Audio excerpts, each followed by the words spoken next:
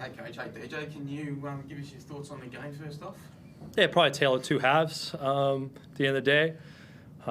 First half, we were terrific. Obviously, we made shots. The ball went in, which is great. But what I was really pleased with the first half, I thought we really, really guarded them.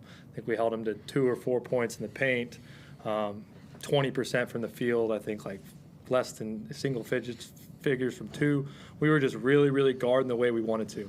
And second half, I probably totally came out and put the clamps on us, and our offense got stagnant. Everybody probably it was awful the second half to watch. So a billion foul, it was like the slowest, most. I had no fun watching that half, mainly because they were kicking our butts, but also because it was just awful basketball. But yeah, it's just really good half from our point of view for a half, and then really bad half from our point of view for a half.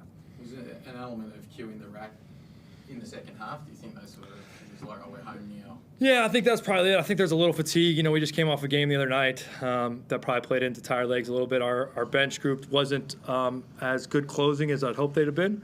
That didn't help us either, but that's okay.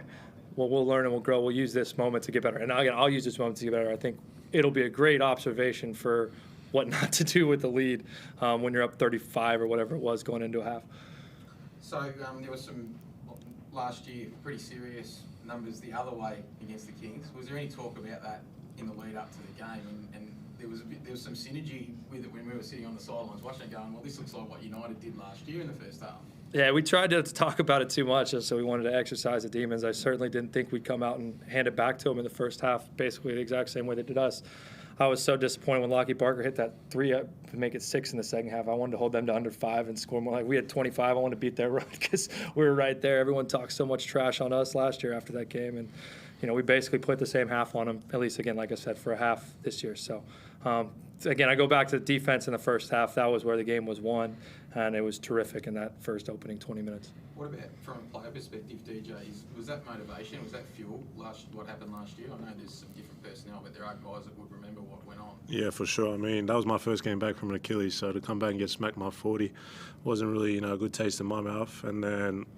Yeah, I think we've only won one game in the last 12 games here against United. So to come in, the guys that were here last year were a little bit motivated, and now we got 14 straight road wins. So that's another thing to be proud of. That crazy coach you played for last year thought it'd be good to bring you in at halftime of that game too. That was a smart. I was down 38 or something. So. Guys, tell us about Xavier Cooks. I mean, he was incredible in the first half. You want to take that one?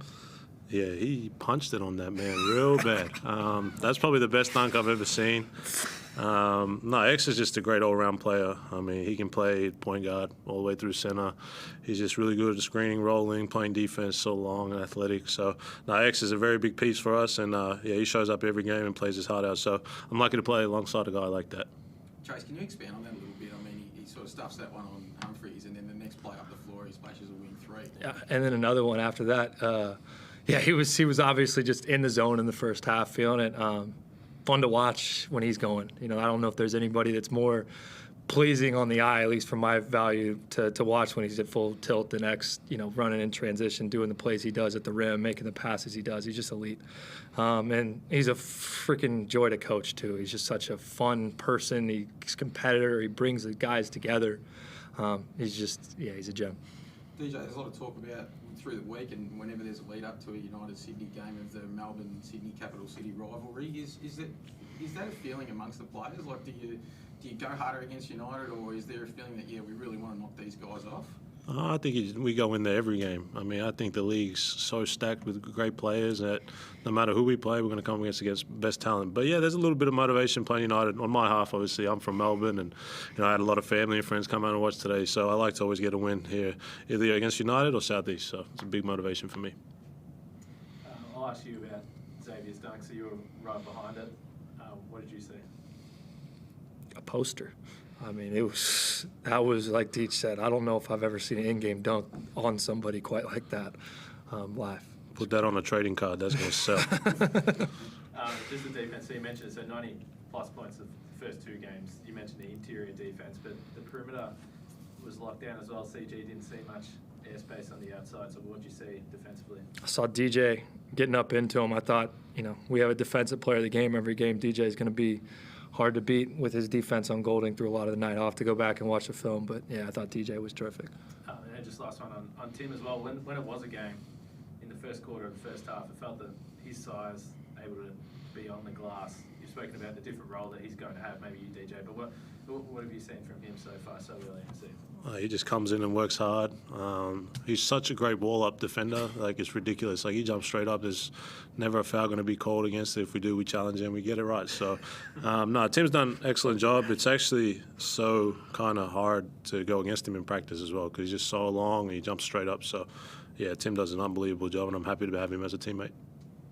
Chase, just one last question. Can you talk to United a little bit? Like, just sitting on the sidelines, you look so much bigger than them, like with Geordie and Tim and even Xavier. Is that a noticeable thing for you? Is that something that you plan to attack? Yeah, I mean, I guess from a verticality size perspective, we were bigger, but, I look at Rajon Tucker and Jordan Carroll, I don't know if we weigh more than they do. I mean, they're physical and strong, so it's not like they're light over there by any stretch. I think the great thing for us is, especially with X and Kawat and Tim a little bit, and Jordy to an extreme, like our size, I don't think is immobile. Like it's we can be big and we can still run and play fast, and especially with X and Kawat. So, yeah, but it's not like we look there and just throw it inside all game long. That's not how we try to take advantage. We try to take advantage with rolls, offensive rebounds, attacking the rim on drives and things like that. Yeah, there's questions here. Matt McQuaid, go for it, man. Hey, Matty. Matty, what's happening? Hey, how you doing, Chase? Dude, just one for you. I've asked Chase this, and he doesn't care. But the 14 straight road wins, you guys set a record. You're a part of it, clearly from last year. How does it feel to you to sort of set that into a record today amongst the obviously important things getting done? It's just a cool thing. We won 13 straight games last year, but just to continue on kind of the road games, I think we play.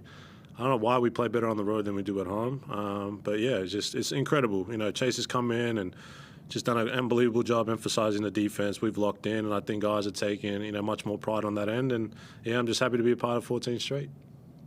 It's pretty cool. It's a whole half. I mean, it's a whole season of winning straight. Never been done. I think especially the guys like X and Deej, Brucey, who have been a part of both of these now, should take a whole bunch of pride in being some of the toughest. Again, win on the road's not easy, especially in this league, and to go do it, a season's worth of times that's never been done is really impressive. And just to follow on from that, the people tend to forget you guys started 3-6 last year. And 0-4 on the road. And 0-4 on the road, yeah. So that makes it even more impressive, doesn't it? Yeah, for sure. I mean, coming here last year, getting spanked the way we did, and it wouldn't have predicted 12 months later or less than we'd be sitting here talking about 14 straight road wins for sure. And DJ, the next question I was going to ask you, I know it's only you guys, you're 3 games in, it was a really short off-season, obviously, but it just seems like you've already developed real chemistry in this group, which 3 new imports, a couple of other guys coming in. I mean, I spoke to Luke Longley about this, and he really likes the group, he really likes your togetherness and what he called maturity.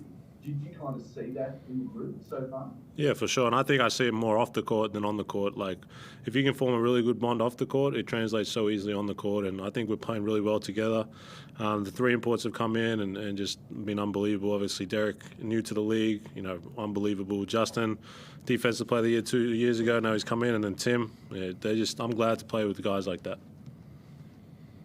And Chase, just finally, Cairns next week, obviously Brucey's 100th game in Kings colour, so he joins a very select group. What are your early thoughts on that matchup and Brucey's upcoming milestone? Yeah, well, a revenge game, I guess, for Brucey, one of his former hunting grounds or former teams. But no, Cairns is a really good team. They've started the year very well. They can obviously shoot it at almost every position most of the times on the floor, so we'll have to be ready for that. But yeah, it's a cool moment for Brucey.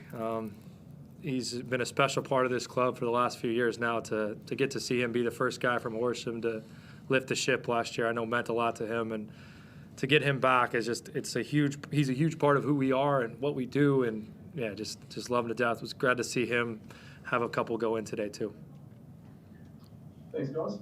Thanks, Matty. Thanks, Matt. Alex, just last few questions. It's a long one, isn't It is a long one. Yeah, Chase, just on Derek's game, obviously compared to his first couple of hit-outs, he had a little bit of an off-shooting night, but were you happy with his other areas of his game? Yeah, I mean, 7 rebounds, 6 assists. Guy could have had more if guys caught his passes and made his shots. So, scary for the league when he makes shots, I guess. Any final questions? All good. Thanks very much. Thank you, guys. Thanks.